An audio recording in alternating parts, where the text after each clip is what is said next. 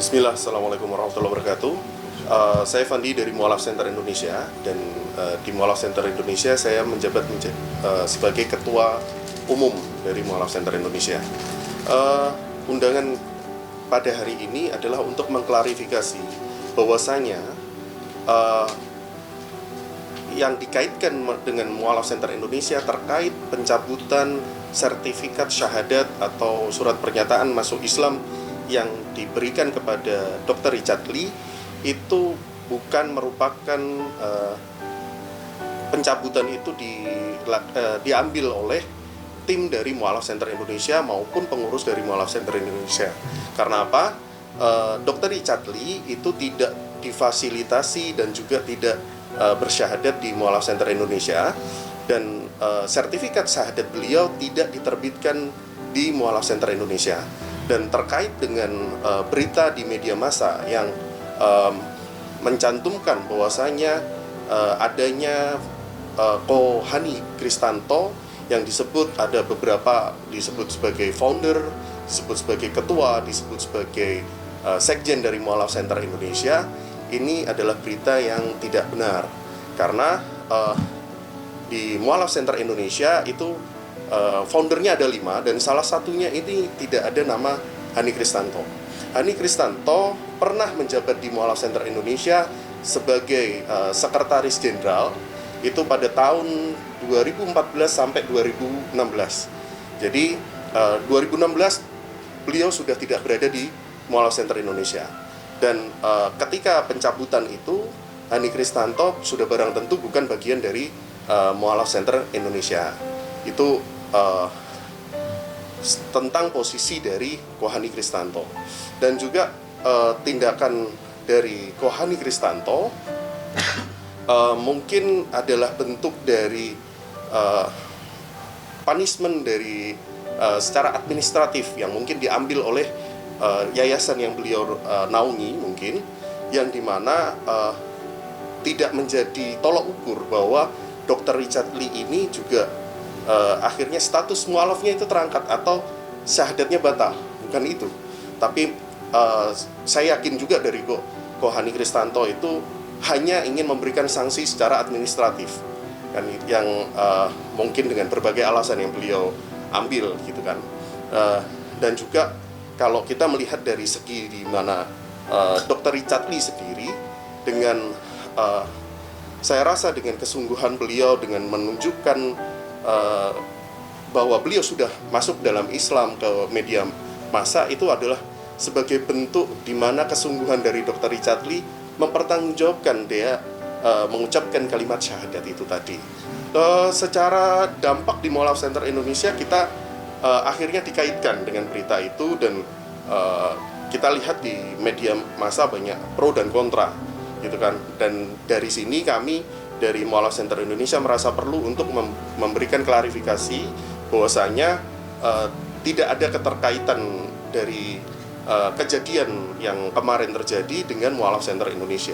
Secara kerugian sih enggak sih ya, kalau kita bilang secara kerugian enggak, cuman mungkin ada stigma atau sentimen-sentimen negatif yang akhirnya mengarah kepada Mualaf Center Indonesia. Jadi kita dapat DM dan lain sebagainya itu.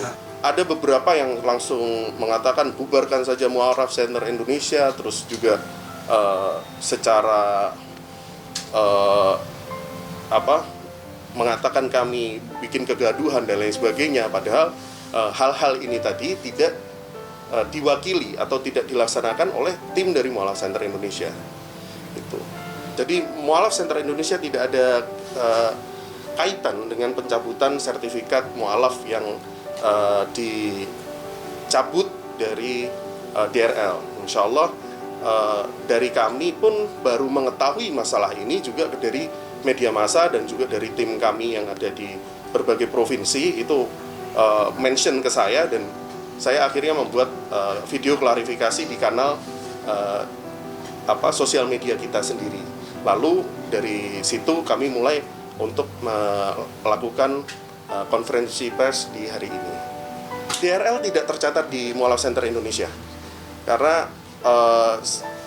seperti yang banyak ditahu ya, dari DRL sendiri kan disyahadatkan oleh Ustadz Dery Sulaiman dan juga disaksikan oleh Ustadz Felix Xiao. Nah, untuk sertifikatnya pun ketika saya juga melihat yang ditampakkan, yang ditunjukkan itu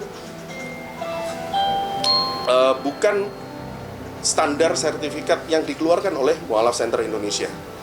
Jadi ada perbedaan dari segi logo dan namanya juga berbeda. Itu.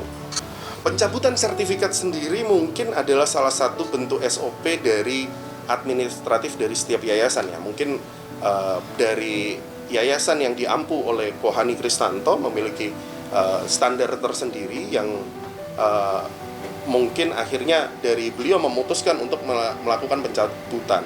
Pencabutan ini mungkin dalam segi saya melihat dari yang dilakukan oleh Kohani adalah karena takut disalahgunakan kan gitu kan. Dan pencabutan ini bukan artinya perlu digarisbawahi, bukan artinya itu mualafnya jadi batal, bukan. Gitu. Masuk Islamnya itu tetap secara beliaunya dari secara pribadinya masih, iya kan. Tapi sertifikat ini yang mungkin saya melihat beberapa ya itu dengan alasan tersendiri dari Kohani itu yang membuat dari Kohani untuk memutuskan untuk mencabut itu. Tapi hampir kita bilang itu tidak semuanya itu akhirnya gampang sekali dicabut ya. Kita punya standarisasi sendiri. Seperti MCI pun kita juga kalau kita mencabut sertifikat atau menarik sertifikat yang kita sudah keluarkan, itu ada beberapa catatan-catatan tersendiri gitu. Pencabutan sertifikat ini akan sedikit memberi dampak ya. Sedikit memberi dampak yaitu ketika dia mau merubah status administratifnya itu dia harus membuat ulang sertifikat itu atau surat, kalau di kami bahasanya surat pernyataan masuk Islam gitu ya. Jadi harus membuat ulang itu dan akhirnya ada sedikit jeda waktu ya. Jadi kalau kita ngomong sedikit terhambat di administrasi, tapi overall untuk yang saya tahu itu pencabutan ini tidak memberikan dampak yang begitu signifikan sih dari sepengetahuan saya gitu ya. Itu sih dari sudut pandang saya, tapi nggak tahu kalau dari sudut pandang dari yayasan lain seperti apa gitu. Kalau di kami yang pasti ada pendataan data pribadi yang kita nanti akan simpan di dalam database kita ya. Itu yang pertama. Yang kedua nanti melangsungkan ikrar syahadat yang disaksikan oleh minimal 2 orang saksi gitu kan, dan itu nanti setelahnya kita akan baru bisa terbitkan sertifikat syahadat atau surat pernyataan masuk Islam itu.